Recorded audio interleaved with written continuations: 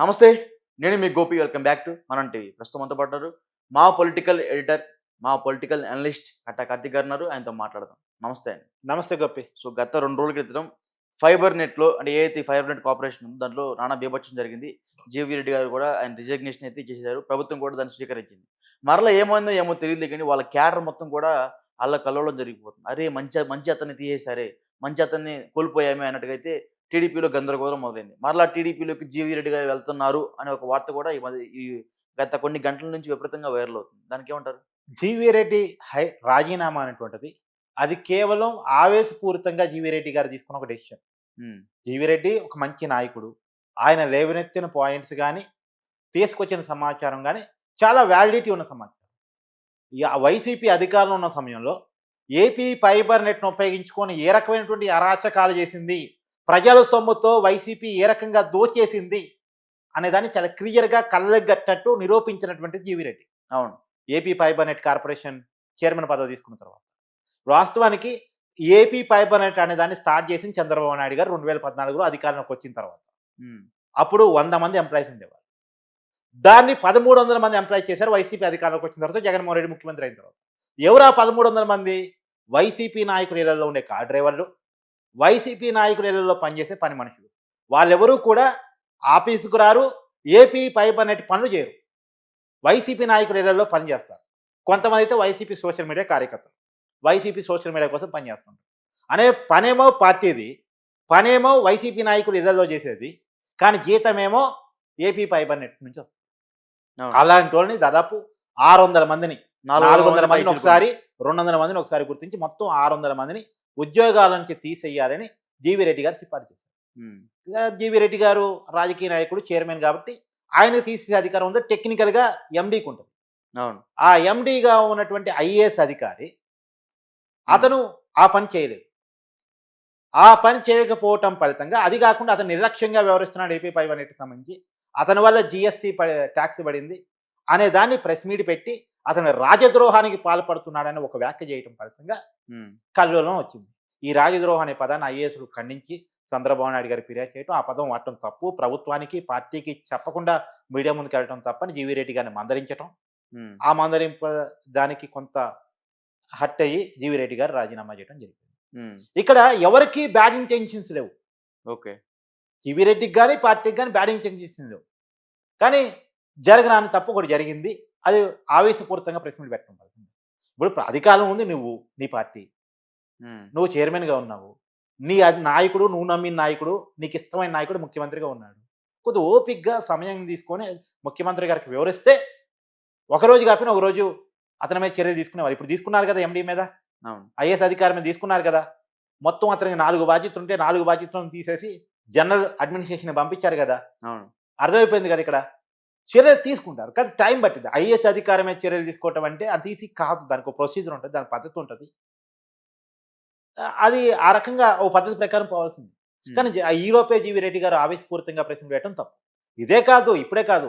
GV Reddy గారి గతంలో గూడా మొట్టమొదటి కార్పొరేషన్స్ ఆహ్, ప్రభుత్వం ప్రకటించినప్పుడు గూడా తన పేరు అప్పుడు లేకపోవటం మీద ఒక టీవీ ఛానెల్‌లో కొంత ఆవేశపూరితంగా మాట్లాడారు. హ్మ్. తర్వాత చంద్రబాబు గారు పిలిచి, "ఎందుకంత ఆవేశంగా మాట్లాడుతావు?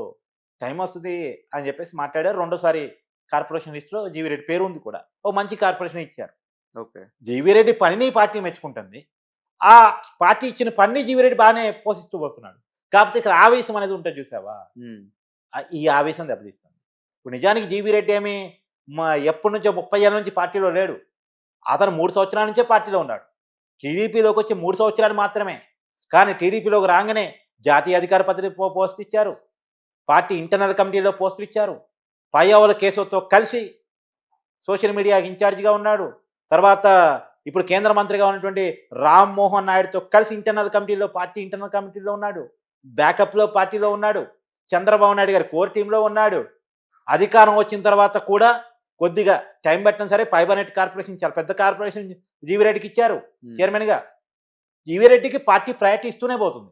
జీవీ రెడ్డికి ఎక్కడా పార్టీ తక్కువ చేయలా.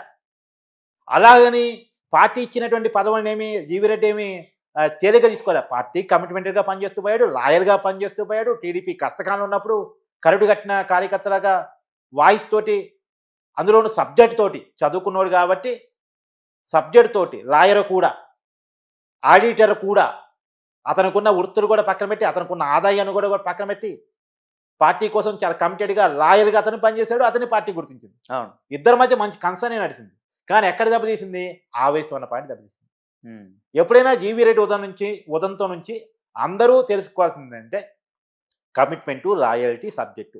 ఈ 3 మాత్రమే కాదు. ఓర్పు అనేది కూడా అవసరం. నువ్వే అధికారంలో ఉన్నప్పుడు నీకు ఓర్పు అవసరం. అధికారంలో ఉందే నీ పార్టీ. అధికారంలో ఉందే నీ నాయకుడు. అధికారంలో నీ పార్టీ, నీ నాయకుడు ఉండటం వల్లే నువ్వు కార్పొరేషన్ చైర్మన్‌గా ఉన్నావు. నువ్వు ఆ విషయాలన్నీ బయట తీసుకొచ్చినావు. నువ్వు బయట తీసుకొచ్చిన ప్రతి విషయం చాలా వ్యాలిడిటీయే. వైసీపీ ఏ రకంగా తీసుకొచ్చింది, చివరికి రామ్ గోపాల్ వర్మతోటి వ్యూహం సినిమా తీపిచ్చి ₹2,00,00,000 ఏపీ పైప్ అనే డబ్బులు వర్మకిచ్చారు. హ్మ్. తీసింది రాజకీయం సినిమా.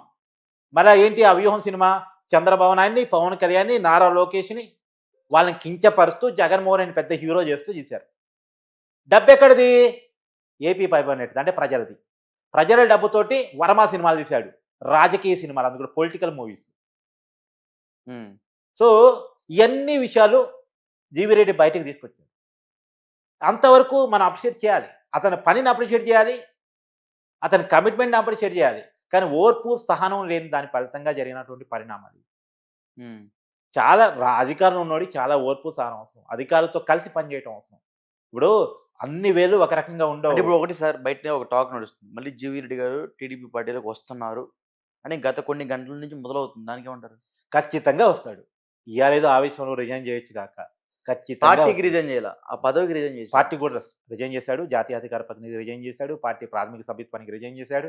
హ్మ్. కానీ పార్టీ ప్రాథమిక సభ్యత్వాన్ని తర్వాత ఆ ఆమోదించలేదు. జాతీయ అధికార ప్రతినిధాన్ని పార్టీ ఆమోదించలేదు. కేవలం ఫైబర్ నెట్ కార్పొరేషన్ చైర్మన్ అన్న దాన్ని ప్రభుత్వం ఆమోదించింది.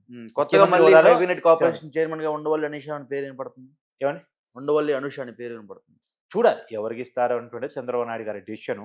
హ్మ్. ఇంకా చాలా ఫైబర్ నెట్స్ కార్పొరేషన్ మాత్రమే కాదు.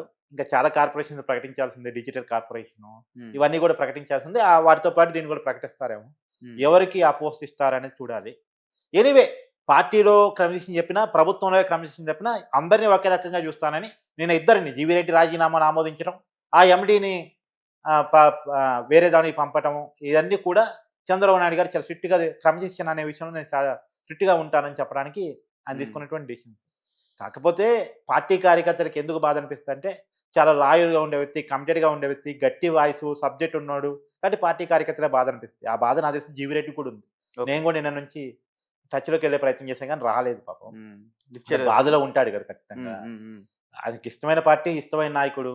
హ్మ్. కానీ కొంత ఆవేశంలో ఒక డెసిషన్ తీసుకున్నాడు. కానీ మళ్ళా తిరిగి వెళ్తాడు. అతనేమి రాజకీయాలకు గుడ్ బై చెప్తా అన్నాడు తప్ప వేరే పార్టీలో పోతాని చెప్పలేదుగా. హ్మ్. సో, వేరే పార్టీలో పోయే ఉద్దేశం ఆయనకు ఉండదు. పార్టీ కూడా ఆయనకి చాలా ప్రయారిటీ ఇచ్చిందని ఆయనకు కూడా ఉంది నాకు తెలిసి. ఓకే. ఆ లాయల్టీ అతనికుంది.